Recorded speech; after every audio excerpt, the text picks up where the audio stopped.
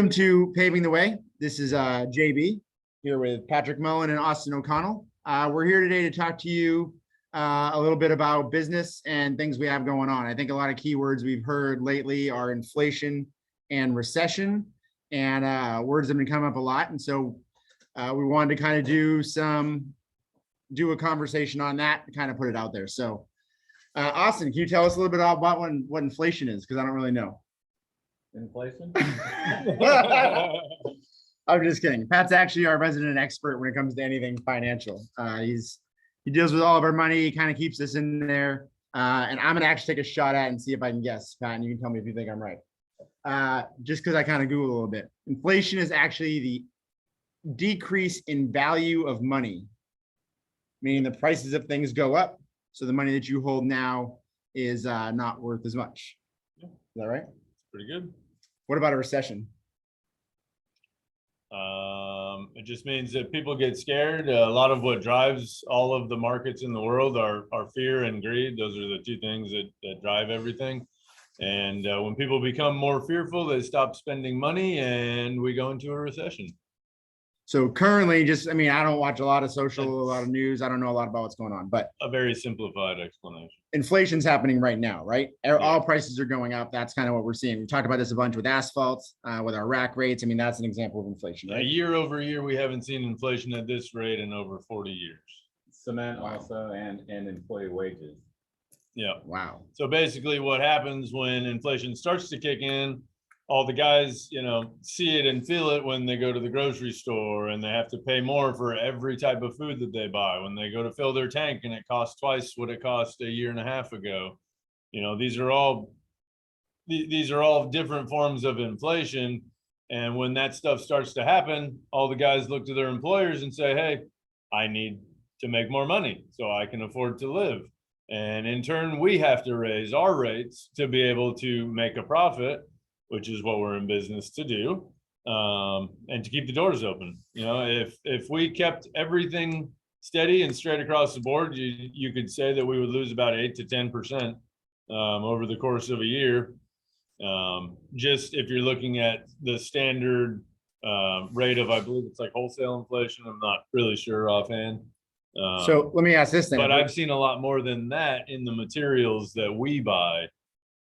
Concrete and asphalt and PVC piping, stuff like that. We have seen much higher than 8 to 10% increases in prices. It's ridiculous what things are starting to cost these days. And so if a recession, if we fell into a recession, then does that then drop? I mean, because recession means that the economy is not as good, right? So would that then bring inflation back into check? I mean, you're not like an expert, but I'm just wondering. I don't really know the whole ins and outs of everything like that. It's hard to really say. And I won't even chime in on that. Yeah. But okay. No, I mean, once prices go up, it's very far-fetched to think that they will ever come down. Oh, really? Yeah. Once they're up, they stay up. So we were kind of born. So we've never seen inflation like this, but we've definitely seen a recession before. Mm-hmm. We were actually born in a recession in 2005. Mm-hmm. We were kind of going in, and then 2007 or 7 and 8 is when we really had the worst of it, right?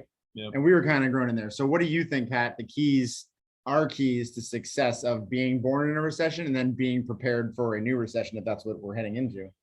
A couple things I would say is you need to pay down as much debt as you can while times are good.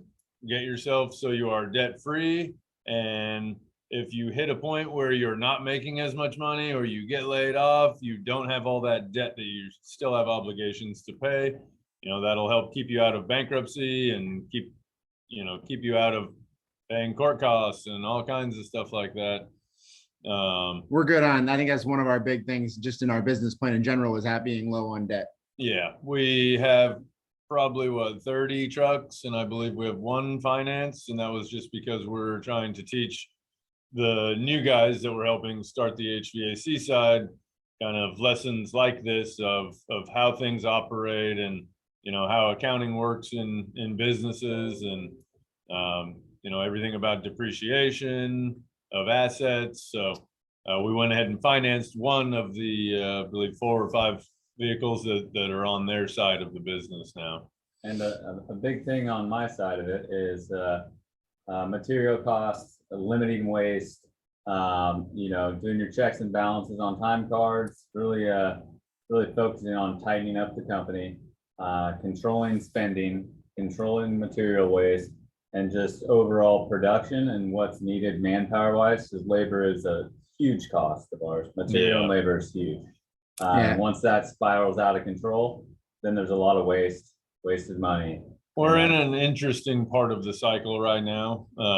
Things are hard to come by and costs are very high for things, but it's hard to look at and think, okay, well, all of these prices are going up, so everyone's going to be making more money, but prices are going up right now to combat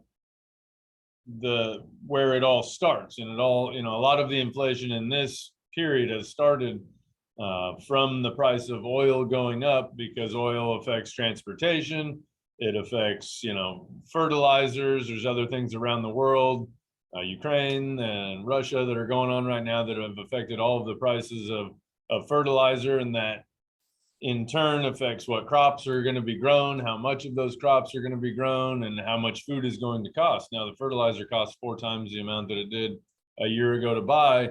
You better believe all of your prices for food that you think are high now are going to go through the roof in the next few months. So stop eating. Yeah, you got to lose weight, guys. Hey, I'm fasting, so I think it's great. Yeah. less meals. Saving us money as well. Austin, you kind of hit on a big one though. I think trimming down, making sure that you're maximizing your spending, right? Yeah. Like watching hours, watching material. Obviously, the cost of material is going to go up, but I think I think you hit it on the head for me. Is that's what I focus on a lot. I know you and I have talked about this a lot. Is making sure that we're running efficiently and we're running, trim. You're not over manpower. You have the best guys out there to do the job. You're planned properly. I think a lot of proper planning for projects and jobs for us it's key, right? That's what we've always done. That's how we keep each job profitable, so that we can then cover overhead and move forward from there. So I think that was going to be my next piece of advice, was pinch pennies everywhere you can.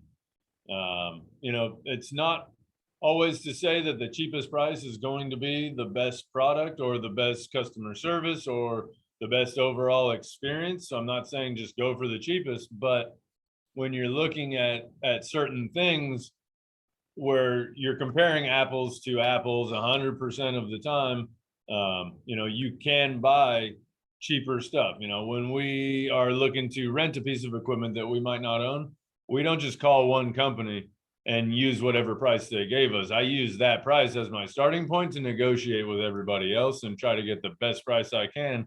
And we'll shop 4, 5, 6 companies trying to get the best price, because everything that we pay, over what we bid is money directly out of our pocket and off the profit on the job. For sure. I do like what you said. I'm sure Austin will agree with this, but it's not always about the lowest dollar either. There's a strategy to it, right? You got like this middle science. I mean, even like we were talking about with that, we use ANRAC a lot for grinding for a lot of our projects. We've been using them on a Rancho, and they can do a better job sometimes than other people. And it's better to get them in there because we know what we're getting with them. Or some of the electricians that we work with, we know they do really good jobs in some of these projects, and it's a better idea to have them out there, even if they're not always the cheapest price, right? So that's more cost effective to us too, because it takes our office team, our labor, cleaning up after them. It all adds up and offsets the price difference, but it actually saves us money in the long run. So being smart about your spending, kind of like what Pat touched on, like JV said, if somebody's higher, be smart on your spending. Look at the big picture versus just the dollar. Yeah, and I think that's big for us too, because we're not always the cheapest either, right? But I feel like we're a much better partner when you get into projects like these, because we know how to get in there, make things easy for you and save money. And I think that's what we look for when we're dealing with subs too, right? Is if we know a guy can come in here and handle the project for us and get it done efficiently and on time and the right way the first time, that goes a long way.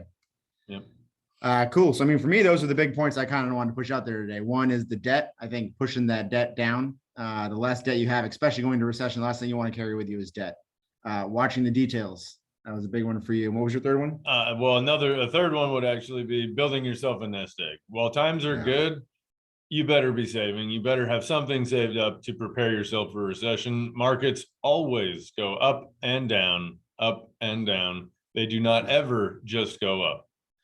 Yeah. And I think even, I mean, whether it goes out, whether we're going into a recession or not, maybe we bounce back and everything looks great, right? But I think that there is a recession coming at some point, right? I mean, you could be talking a year, 5 years, 10 years, we don't know, but the thought should always be in our head, right? And I think building that nest egg is, I like that advice. Yeah.